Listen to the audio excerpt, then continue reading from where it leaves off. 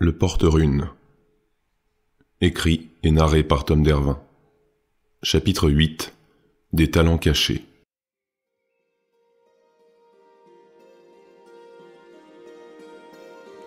Durant les jours qui suivirent, le rôdeur et Philippin arpentèrent la forêt. Se contentant de modestes repas offerts par la nature, ils s'abritaient le soir venu, à l'abri du vent froid.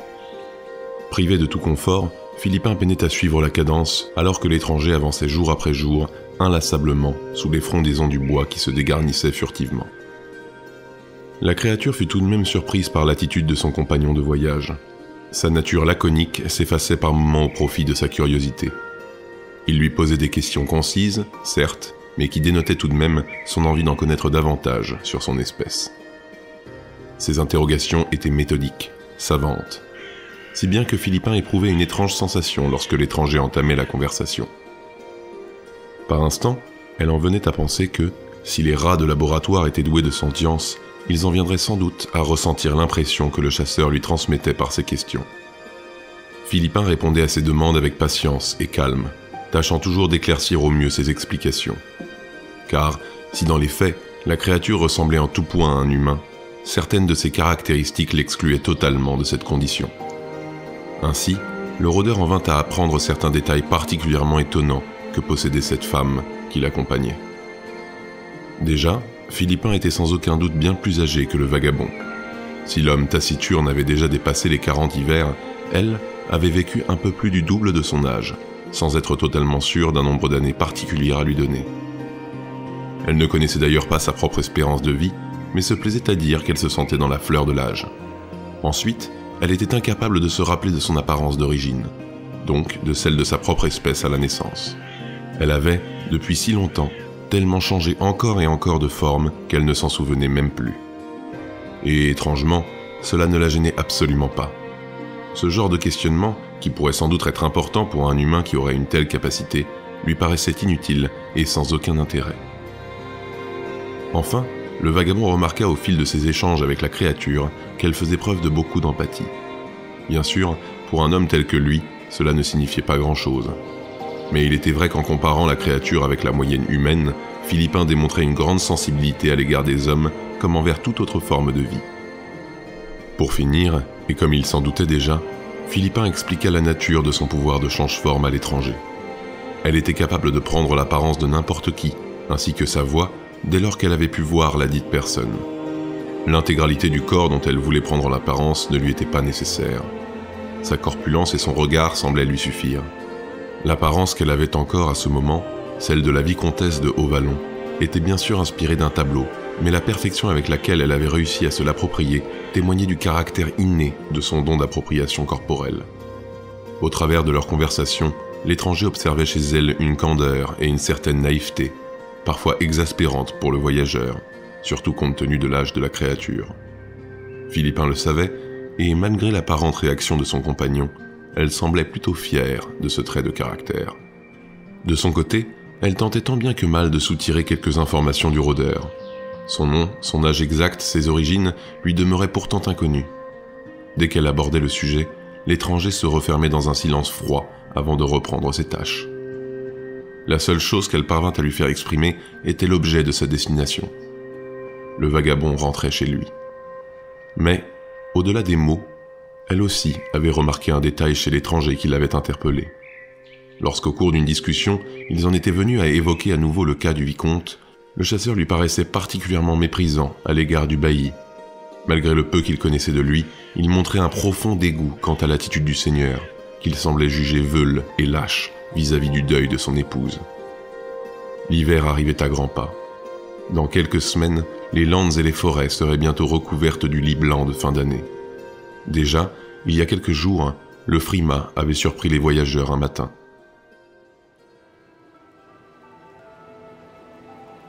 Donc, après d'éreintantes journées de pérégrination à travers la forêt, ils atteignirent finalement l'orée du bois.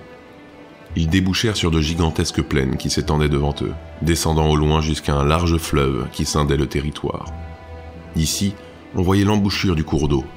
Il se jetait dans un estuaire évasé qui fusionnait avec la mer plus au sud. Au beau milieu du golfe, une grande île sertie de falaises blanchâtres émergeait des étendues mouvantes et bleutées. D'innombrables navires voguaient autour d'elle.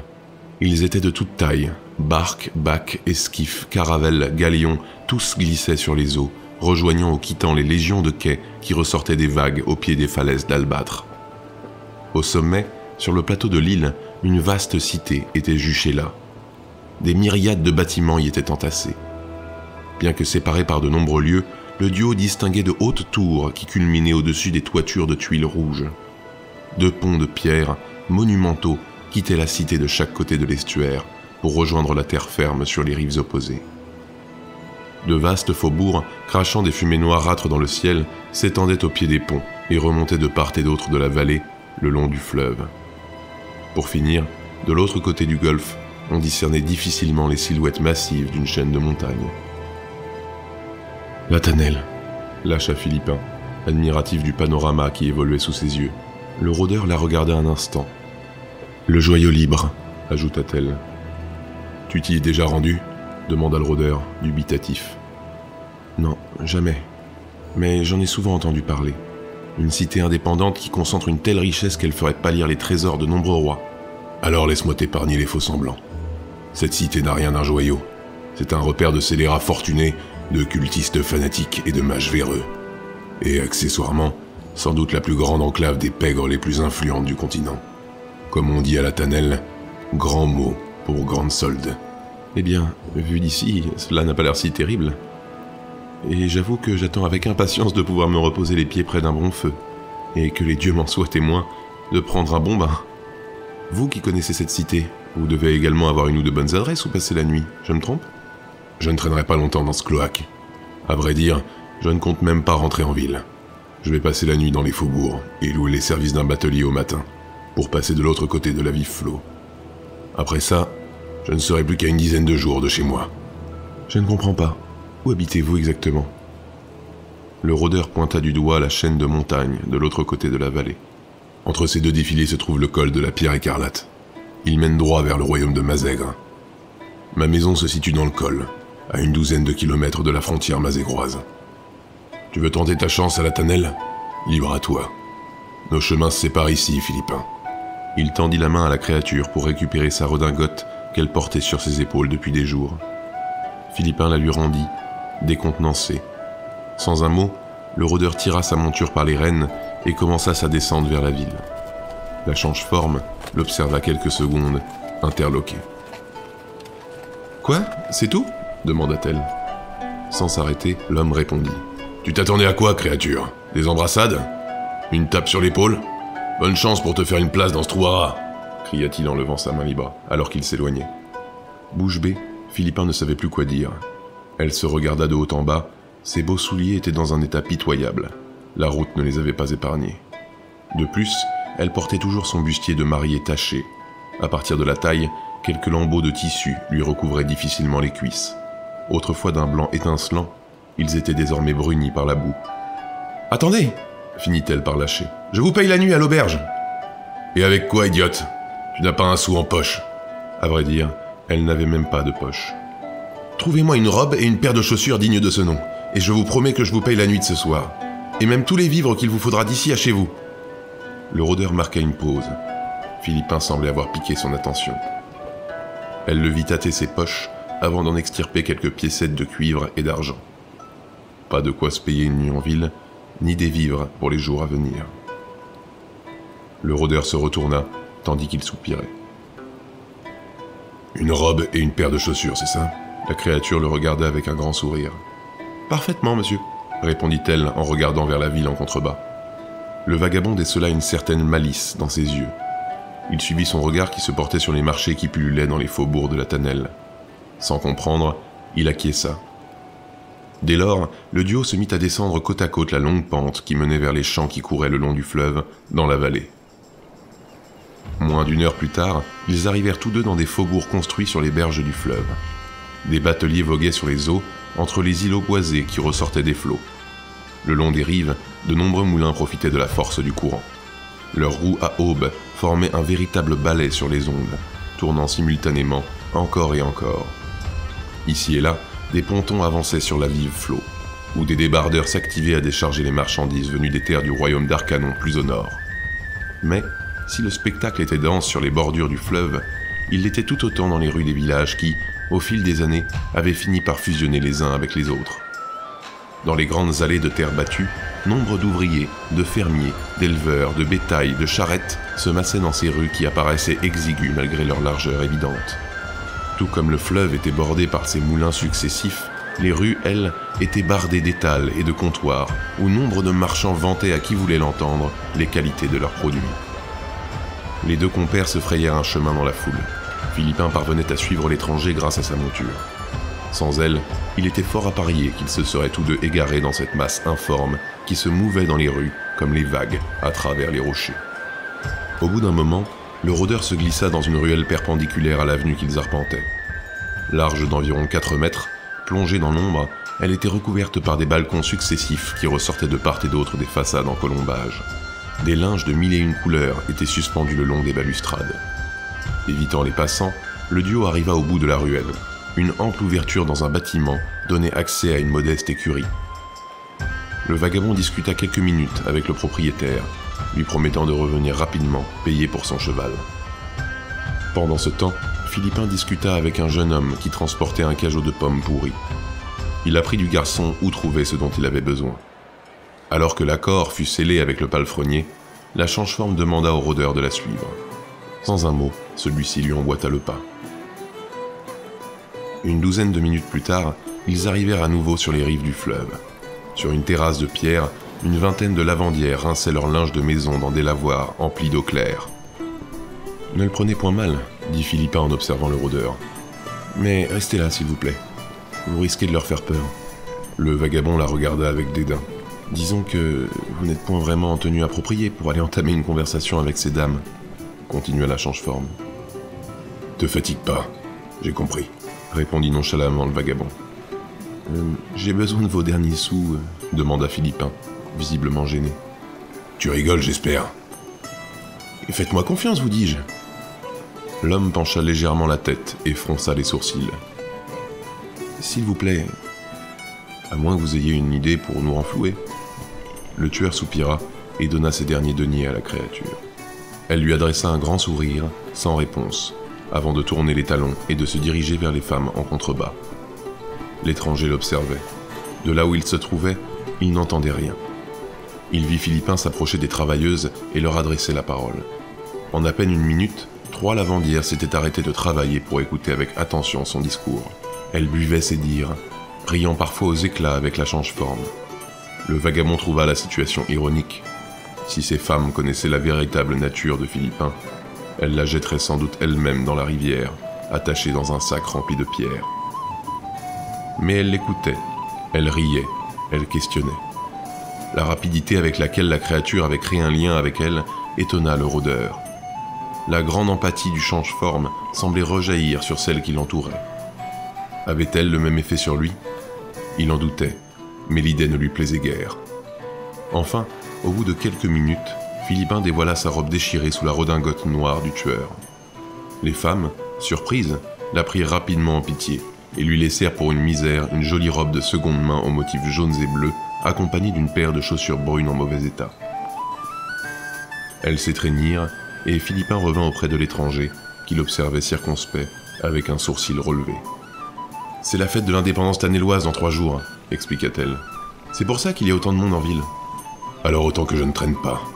D'ici peu, la ville sera pleine à craquer de saltimbanques. »« Mais j'y compte bien !» s'exclama Philippin avec enthousiasme. Sans un mot de plus, la change-forme retourna vers les faubourgs un peu plus haut. Elle semblait sûre d'elle. L'étranger la suivit, commençant à perdre patience. Une fois revenu aux abords des rues bondées, il l'interpella en l'attrapant par l'épaule. « Je commence à me lasser, Philippin. Explique-moi où tu veux en venir maintenant. »« Ne vous inquiétez pas, j'ai tout prévu, » dit-elle avec son sourire qu'elle ne quittait plus. La créature se pencha vers le rôdeur. « J'ai besoin d'un endroit calme où me changer, » chuchota-t-elle à son oreille. Malgré les jours de voyage, elle conservait une odeur agréable que le tueur ne s'expliquait pas. Il soupira. « Suis-moi. » Le voyageur la saisit par le bras et s'engouffra avec elle dans la foule. Ils parcoururent quelques rues avant d'arriver devant un grand bâtiment. À sa base, une longue terrasse s'étendait sous un perron supporté par des piloris. De nombreuses personnes y étaient attablées. Elle profitait de repas chauds et de boissons fraîches, qui firent saliver Philippin. Au premier et au deuxième étage, des balcons de bois supportaient également le poids de nombreux clients, qui se désaltéraient et riaient en observant les passants, appuyés sur les balustrades. Un panneau, suspendu à l'un des balcons, oscillait tranquillement sous le souffle du vent. Un nom y était gravé. Le coq en pâte. Le rôdeur entraîna Philippin vers l'entrée. Ils traversèrent la terrasse et pénétrèrent à l'intérieur de l'auberge. Ils arrivèrent dans une vaste salle de pierre. Une douzaine de piliers de chêne massif supportaient le plafond, tandis qu'une quarantaine de tables disposées de manière anarchique étaient éparpillées entre les armatures. 2 cheminées massives abritaient de véritables brasiers de chaque côté de la salle, et un grand brasero d'acier noir flambait au centre de la pièce, depuis lequel des fumées grisâtres montaient par un conduit au plafond. Les murs de pierre blanche étaient tapissés de peaux, de têtes de gibier empaillées et de babioles décoratives. À droite comme à gauche, 2 escaliers de bois en colimaçon grimpaient vers l'étage supérieur. La salle était bondée. Arrivé près du comptoir, le rôdeur ignora les clients qui faisaient la queue pour être servis, et coupa leur tour sans même leur prêter la moindre attention. Philippin, gêné, s'excusait pour lui. Mais aucun des hommes présents n'eut le courage de s'insurger. L'allure sinistre et le visage mutilé du vagabond, ajouté à son arquebuse qui lui barrait le dos, avaient au moins cela de bon. Les gens autour présumaient facilement que c'était un homme dangereux. Un employé vint à lui, un jeune homme malingre d'une vingtaine d'années. Dès qu'il vit le visage du voyageur, on put rapidement lire la gêne et le dégoût sur le sien, malgré sa tentative maladroite de les dissimuler. « Bonjour monsieur, madame », fit-il avec un geste de la tête. « Que puis-je faire pour vous ?»« Une chambre pour la nuit. »« Pour 2 », demanda le vagabond d'une voix lasse. « Bien sûr, vous avez de la chance, il nous reste encore quelques chambres », leur informa le serveur alors qu'il ramassait des verres vides sur le comptoir. « J'aimerais payer demain, à mon départ. »« Je suis navré monsieur, mais c'est impossible. Vu le monde que nous avons en ville, nous prenons les paiements directement, en même temps que nous vous confions votre clé. » Le rôdeur serra la mâchoire et le poing, qui étaient posés sur le comptoir. À cet instant, Philippin intervint. « Écoutez, jeune homme, on peut peut-être s'arranger » proposa-t-elle avec un sourire charmeur. Ses dents blanches, ses lèvres roses et son regard d'émeraude ne laissèrent pas le jeune homme indifférent. « Peut-être pourrions-nous vous laisser quelque chose en gage de notre bonne foi, que vous garderiez jusqu'à demain matin. » Le garçon de table regarda la belle dame. Puis, il revint sur l'étranger avant de jeter son dévolu sur le pendentif brillant qui pendait à son cou. « N'y pense même pas, petit. » L'intéressé leva les 2 mains en l'air, faisant mine de renoncer et de retourner à son travail. « Attends !» Il ôta sa chevalière d'argent et de tourmaline de son annulaire, et la déposa sur le comptoir. Le serveur attrapa le bijou entre 2 doigts pour l'observer, puis le fourra dans sa poche, avant d'attraper une clé derrière lui. « Bienvenue au coq en pâte, messieurs, dames. » Philippin se saisit de la clé tout en remerciant l'employé, avant de se diriger vers les niveaux supérieurs de l'établissement. Quelques minutes plus tard, ils pénétrèrent dans une chambre au 3e et dernier étage. Quelques tapis recouvraient le sol, une armoire reposait contre le mur du fond, et une fenêtre grande ouverte donnait sur la rue. Un grand lit double traversait la pièce. Il flottait une odeur âcre. La change-forme s'installa sur le lit avec sa robe, afin de passer enfin des vêtements décents. L'étranger, quant à lui, vint s'installer près de la fenêtre pour observer la plèbe en contrebas, le regard volontairement détourné pour laisser à Philippin toute l'intimité dont elle avait besoin. Dans la rue, la foule qui se pressait sur les pavés était constituée par nombre d'individus différents. Il y avait, bien sûr, marchands, serfs et ouvriers qui vaquaient à leurs occupations, mais aussi de nombreux voyageurs qui arrivaient pour le festival qui allait bientôt se tenir en ville. Des charrettes, des pataches, des caravanes tirées par des chevaux avançaient avec difficulté. Des circassiens, des ménestrels et des gens de spectacle proposaient moult numéros depuis leurs petites estrades de fortune. Ici et là, gardes et miliciens scrutaient les passants, jetant parfois des regards mauvais aux saltimbanques. Ils étaient déjà nombreux à être arrivés. D'ici quelques jours, la grande cité de la Tannelle regorgerait d'artistes itinérants venant des 4 coins du royaume d'Arcanon et d'au-delà des frontières terrestres comme maritimes.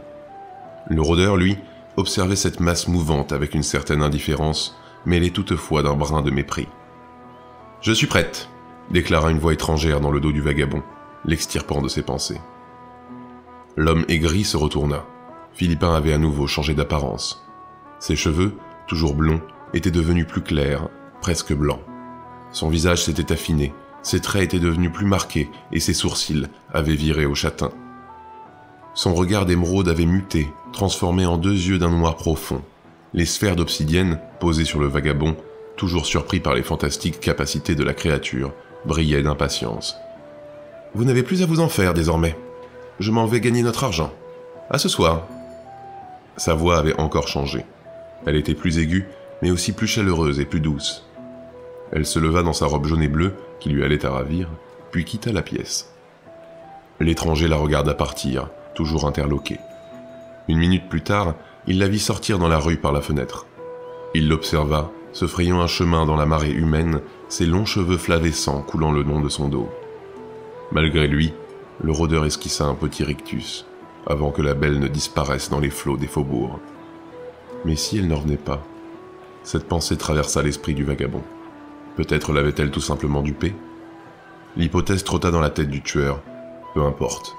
Pour l'instant, il pouvait enfin profiter d'un peu de solitude et de repos. Il retira ses bottes, posa son arquebuse près du lit et s'allongea sur les draps. La literie n'était pas très confortable, mais comparé au dernier jour où ils avaient passé la nuit à la belle étoile, le rôdeur se sentait comme sur un nuage. Ses paupières tombèrent d'elles-mêmes sur ses yeux fatigués, couvrant ses prunelles bleutées pour le plonger dans un sommeil reposant.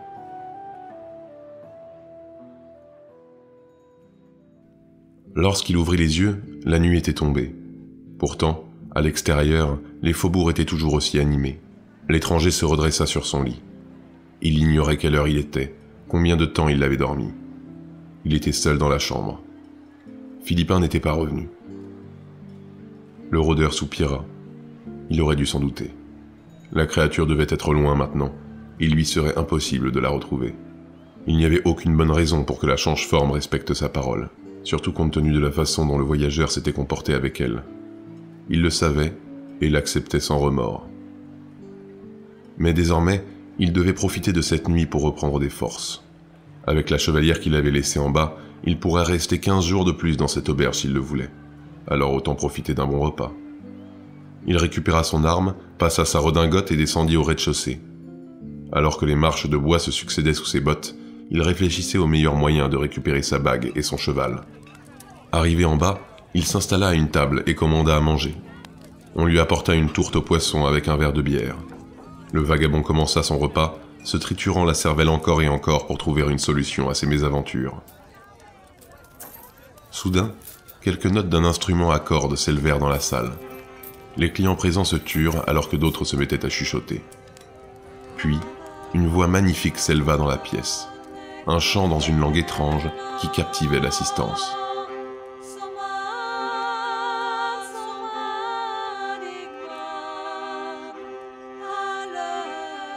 Le rôdeur, qui ignorait le spectacle, continuait son repas. Cependant, alors qu'il buvait sa bière, il jeta un coup d'œil par-dessus son épaule pour observer vers la scène. 3 personnes se tenaient là. 2 hommes qui jouaient respectivement d'un nickel harpa et d'un tambourin dévoraient des yeux avec un grand sourire aux lèvres la femme qui se tenait debout entre les deux. Les cheveux blonds pâles, le visage fin, une robe jaune et bleue. C'était elle. Le rôdeur la regardait, écoutant sa voix envoûtante.